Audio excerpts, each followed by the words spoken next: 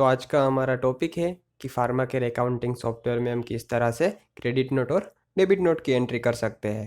तो पहले हम ये समझते हैं कि क्रेडिट नोट और डेबिट नोट की एंट्री हमें कब करनी होती है।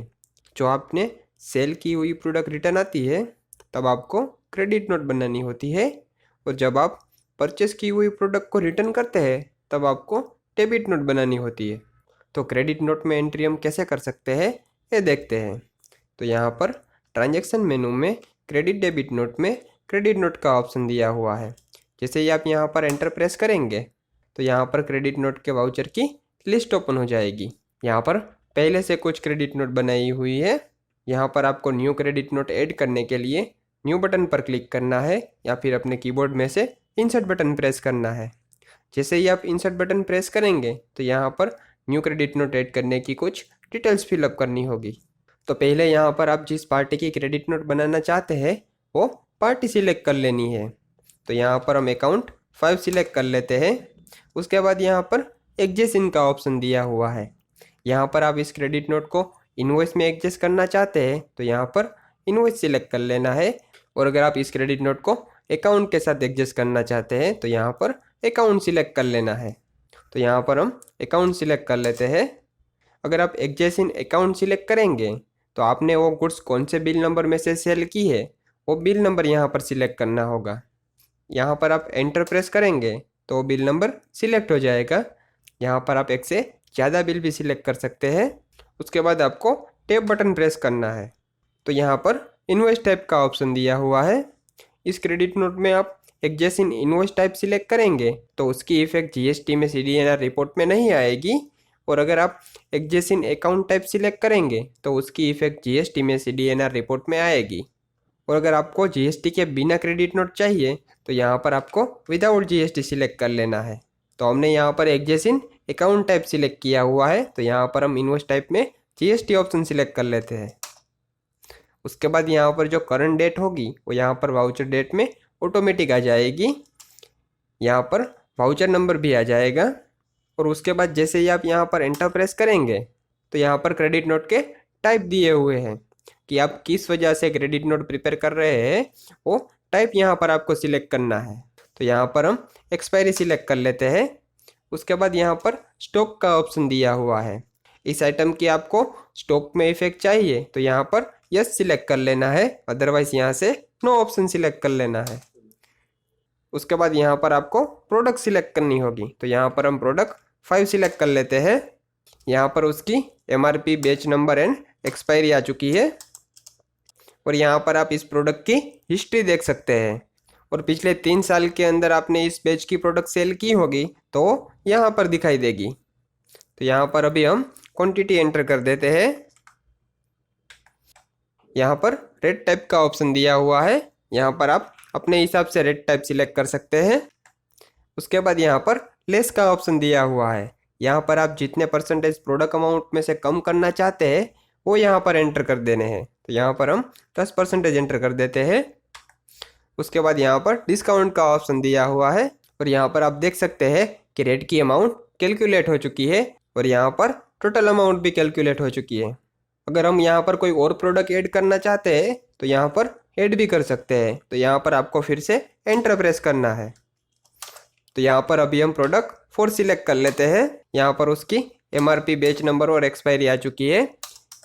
तो यहाँ पर आप देख सकते हैं कि इस बैच की प्रोडक्ट को हमने पिछले 3 साल के अंदर सेल नहीं किया है, लेकिन फिर भी हम इस प्रोडक्ट को ऐड कर सकते हैं।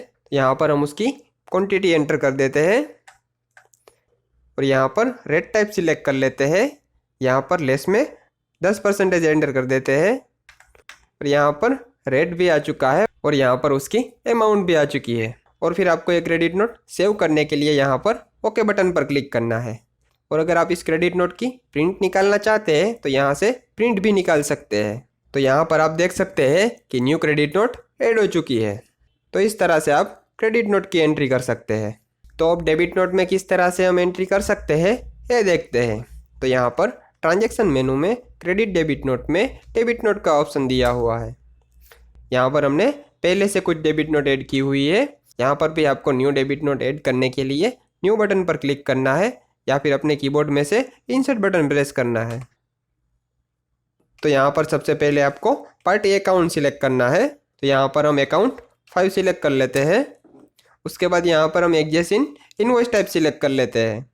यहाँ पर हम इनवॉइस टाइप में विदाउट जीएसटी ऑप्शन सिलेक्ट कर लेते हैं। यहाँ पर वाउचर डेट ऑटोमेटिक आ चुकी है और यहाँ पर वाउचर नंबर भी ऑटोमेटिक आ चुके हैं।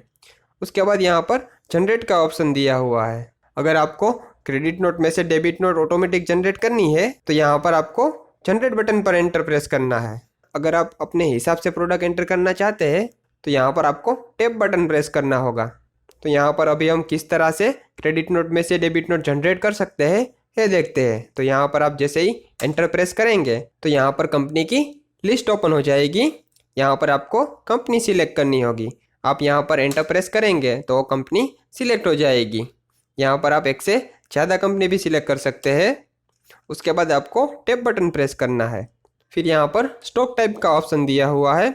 यहाँ पर आपको स्टॉक टाइप सिलेक्ट करना है। यहाँ पर हम एक्सपायरी सिलेक्ट कर लेते हैं। उसके बाद यहाँ पर फ्रॉम डेट और टू डेट का ऑप्शन दिया हुआ है, मतलब कि आपको यहाँ पर कौन सी डेट से लेकर कौन सी डेट तक की क्रेडिट नोट में से डेबिट नोट जनरेट करनी है वो डेट यहाँ पर एंटर करनी है। तो यहाँ पर हम डेट एंटर कर देते हैं और उसके बाद यहाँ पर ओके बटन पर एंटर प्रेस करते हैं। तो यहाँ पर आप देख सकते हैं कि वो प्रोडक्ट यहाँ पर जनरेट हो चुकी है। और अगर आप यहाँ पर कोई और प्रोडक्ट ऐड करना चाहते हैं तो यहाँ पर ऐड भी कर सकते हैं।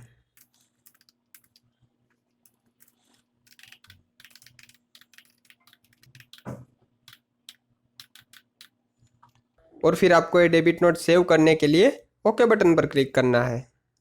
और अगर आप इस डेबिट नोट की प्रिंट निकालना चाहते हैं तो यहाँ से प्रिंट भी निकाल सकते हैं। तो यहाँ पर आप देख सकते हैं कि न्यू डेबिट नोट ऐड हो चुकी है। और अगर आप मैन्युअली डेबिट नोट एंटर करना चाहते हैं तो आप मैन्युअली भी डेबिट नोट एंटर कर सकते हैं। तो यहाँ पर हम दूसरी डेबिट नोट ऐड करते हैं। यहाँ पर हम अकाउंट 1 सिलेक्ट कर लेते हैं। यहाँ पर आपको टैप बटन प्रेस करना होगा।